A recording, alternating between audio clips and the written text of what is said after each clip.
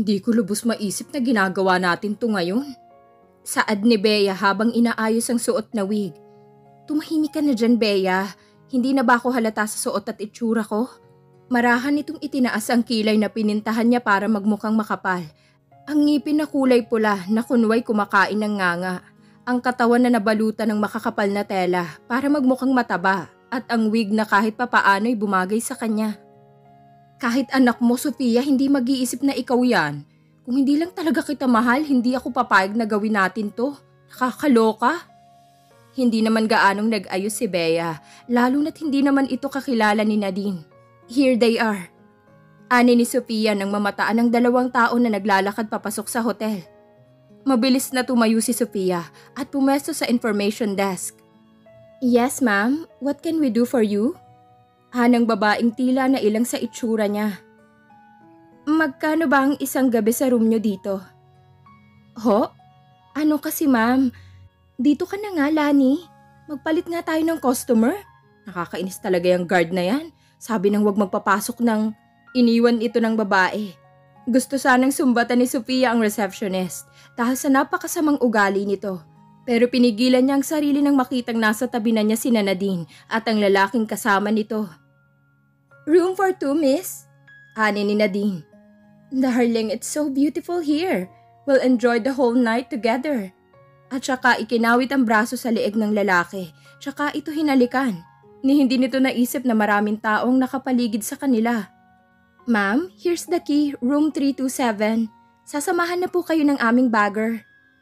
Let's go, darling. Ani ni Nadine sabay hawak sa palad ng lalaki. Excuse me ha, sa kabila na lang ako. Lumipat siya sa kabila. I'll take 1 room 2. Kahit yung pinakamahal na. Nakakahiya naman sa'yo, miss. Dahil ba ganitong muka at katawan ko, hindi mo na ako rerespetuhin? You better change your attitude in dealing with customers. I don't like it to happen again.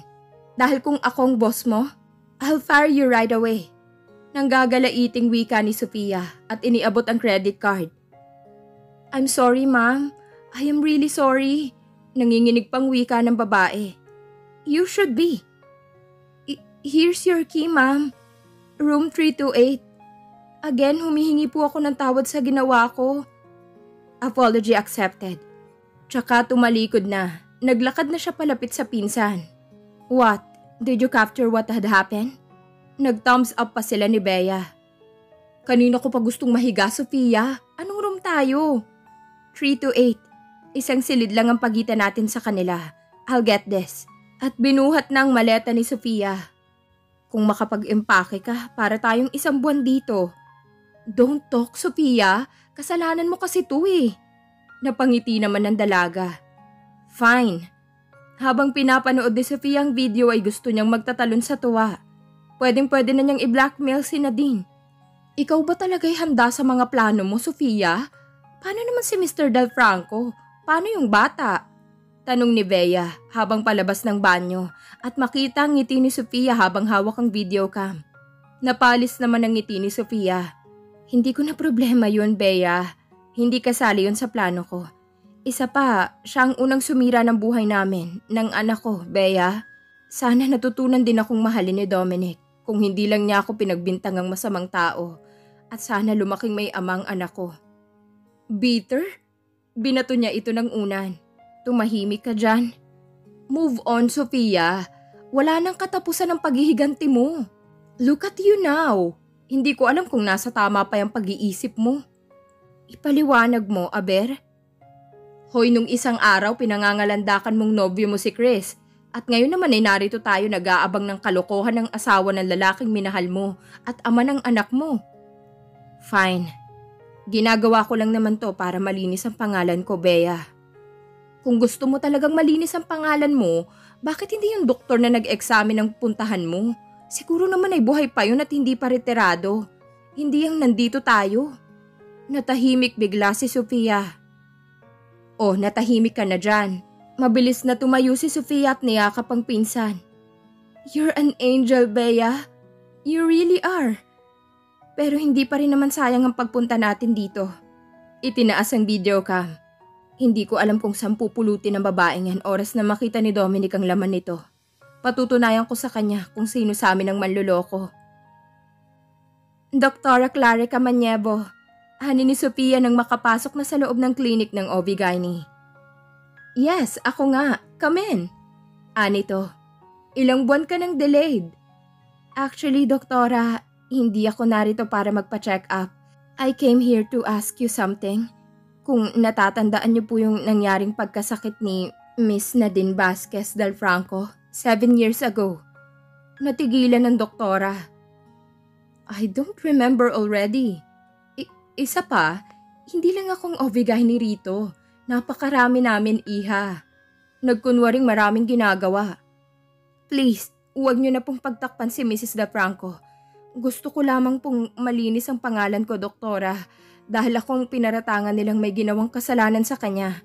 At akong sinisisi nila sa pagkawala ng bata sa sinapupunan niya. 7 years akong nagtiis, doktora. Alam kong hindi akong gumawa niyon. Alam ko rin na plano ito ni Nadine para tuluyan na akong mawala sa landas nila. I just want a proof for this. Sana matulungan niyo po ako, doktora.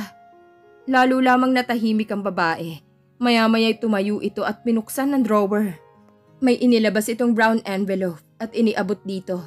Marahang binuksan ni Sophia ang envelope. Ano pong ibig sabihin ng mga ito, doktora? Nang mga panahon na yon, ay lumapit sa akin sina Mr. and Mrs. Vasquez. Kinausap nila ako tungkol dito. Malaki ang utang na loob ko sa kanila dahil silang tumulong sa pagpapagamot ng aking ina at ang pagtatapos ko ng pag-aaral. Kaya hindi ako nakatanggi. Pinalabas ko sa resulta ng ultrasound na buntis siya at nawala ang bata dahil sa toxic na muntikan na ring ikawala ko ni Nadine. Sa pagkabigla ay natutop ni Sophia ang bibig. Oh my God, natampal niya ang noo. 1 buwan na lamang ay magre-retiro na ako, iha. Sana hindi maapektuhan iyon dahil sa mga nalaman mong katotohanan. Gustuhin ko man tumanggi noon. Kaya lang isinusumbat nila sa akin ang lahat ng naitulong nila sa pamilya ko. Patawarin mo ko, iha, kung nagawa kong lahat ng yon. Ipinapangako ko po, doktora. Hindi po maaapektuhan yon. Maraming salamat po, doktora. Tatanawin ko po itong napakalaking utang na loob sa inyo. Matapos makipagkamay sa OB, ay umalis na ito. For God's sake, Nadine, uunahin mo pa yung mga walang katapusang bakasyon mo kaysa ang umuwi rito para sa family day ng anak mo. Ni hindi mo na nagagawang alagaan ng bata, Nadine. Napabuntong hininga si Dominic nang bigla na lamang naputol ang tawag at nawala sa kabilang linya ang asawa. Is there anything wrong? Ani ni Sophia mula sa pinto. Sorry, kumatok naman ako 3 times kaso hindi mo yata narinig, so I decided to come in. No, it's all right, princess. Sit down. I was not able to finish my paperworks at home. Hindi ko pa natapos i-analyze yung binigay mong project proposal. Nasa 5th page pa lang ako. Take it easy, Dominic. Hindi naman ako nagmamadali para sa project. By the way, are you already prepared for the family day tomorrow? I just heard something a while ago. I'm sorry to hear it. Napailing naman si Dominic. It's okay. I do not know what to do. Natampal nitong noo. Nagpaalam si Judy na uuwi ng probinsya dahil may sakit ang nanay nito. Sina din naman nasa bakasyon. Kahit kailan naman ay hindi niya nagawang alagaan ang anak namin. Now I do not know how to explain it to Patrick. Napangiti si Sophia. Nakaisip naman ito ng ideya. Well, I'm free tomorrow. Baka pwede ko kayong samahan, Dominic. Umaliwalas ang mukha ni Dominic sa narinig. Are you sure? Tumango naman ang dalaga. Wala naman sigurong reporter na magagawi sa family day ng mga bata. Napangiti ito. Salamat, princess. You're welcome. Kinagabihan ay hindi dalawin ng antok si Sophia. Hindi niya alam kung tama bang naging desisyon niyang samahan ang mag-ama sa family day ng mga ito. Gabi na. Still awake? Wika ni Chris at tumabi sa dalaga. Sobrang dami mo na namang naubos na sigarilyo. Tama na yan. Marahang kinuhang hawak na sigarilyo, tsaka inilagay sa ashtray. Naguguluhan ako, Chris. Stress lang yan. Don't worry, it's Saturday tomorrow, kaya mamamasyal tayo. Umiling siya. Naipangako ko kasing sasamahan ko si Mr. Der Franco sa family day ni Patrick kasi wala si Nadine. Naawa ko dun sa bata, Chris. Nakangiwi si Chris. Look who's talking. Sa anak ni Mr. Del Franco ka naaawa? Paano naman si David? Remember, halos ngayon lang kayo nagkasama ng matagal, Sofia. Napabuntong hininga si Sofia. Why don't you bring David too? Para kahit papano makilala naman niyang tatay niya. Napakagatlabi ang dalaga, tsaka umiling. Hindi pwede, Chris. And you know why? Ayaw ni Sofia na magkita ang mag-ama dahil kuhang-kuha ni David ang muka ng ama nito. Tila hindi makapaniwala si Patrick nang makitang kasama ng ama ang kanyang tita Sofia. Daddy! Hi po, Tita Sofia! Magalang na tugon nito. Come here, Patrick. Hani ni Sofia sabay yakap sa bata. I told you, Patrick will be too happy seeing you. Bulong ni Dominic. Tumango ang dalaga. Here, I have something for you. Surprise! At iniabot dito ang di kalakihang paper bag. What is this, tita? Open it. Wow! Tuwang-tuwa ng bata nang makita ang laman nito. Thank you po dito sa shoes, tita. Matagal ko na po itong pinapabili kay mami pero hindi niya binibili. Napangiti si Sofia. You want to try it now? Tumango ang bata. Come on, I'll help you wear it. Nakangiti si Dominic habang pinagmamasdan ng dalawa. Maya-maya nagsimula na ang programa. Her first game ay sack race. Tig 5 sets sa isang group. Daddy, baby, mommy tandem. Lahat na po ng team be prepared. Anang kanilang MC. Dad, sali po tayo. Hani ni Patrick. Nagkatingin na ng dalawa at magkasabay pang napangiti. Sure, baby. Hani ni Dominic. 4 na team ang kasali. Yellow, sky blue, orange, and pink. And they belong to pink team. Lahat na yata ng game sinalihan nila. Pagod man ay sobra namang nag-enjoy si Sofia. At kitang-kita niya ang saya sa bata. Ilang sandali pa'y natapos na rin ang family day program. At ang itinanghal na nanalo ay ang kanilang team. Pero syempre hindi sila nabigyan ng award na best family. Kasi hindi naman talaga sila family. Maraming salamat, Princess. I owe you. Don't mention it, Dominic. Paano? Dito na ako. What did you just said, Patrick? Biglang baling ni Nadine sa anak nang marinig ang pangalan ng binanggit nito. I said, Mommy, Tita Sofia joined me and Dad during the family day. And I enjoy it much, Mom. Anito habang naglalaro ng Lego.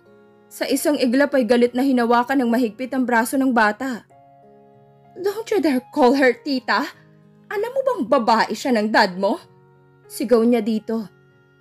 Mommy! Umiiyak na tugon ng bata. Nagsasabi na ito na nasasaktan na ngunit hindi pa rin tumitigil si Nadine. Anong nangyayari dito? Mabilis na binawi ni Dominic ang braso ng anak at kinarga ito. What are you doing, Nadine? Bakit mo ba sinasaktan si Patrick? Isa ka pa, Dominic. Pati si Judy hindi sinasabi sa akin na nasa family day ni Patrick si Sofia de Torres. All of you lied to me. Go to your yaya, anak. Marahan itong ibinaba sa labas ng silid ang anak at isinara ang pinto. Once and for all, Nadine. Huwag naman puro sarili mong iniisip mo. Where were you, by the way? Nasa vacation ka, right? Ilang beses kong ipinaalala sa'yo na family day sa school. Pero hindi ka nakinig. And now that Sofia took your place, nagagalit ka. At kailangan mo pang saktan yung bata? Mariing wika ni Dominic. Dahil tama ako, di ba? May relasyon kayong dalawa. Naririnig mo bang sarili mo, Nadine? Puro kahinala. 7 years is enough. Tama na. Tigilan na natin to. Kung hahalongkatin mo na naman ang nakaraan. Sawa na ako.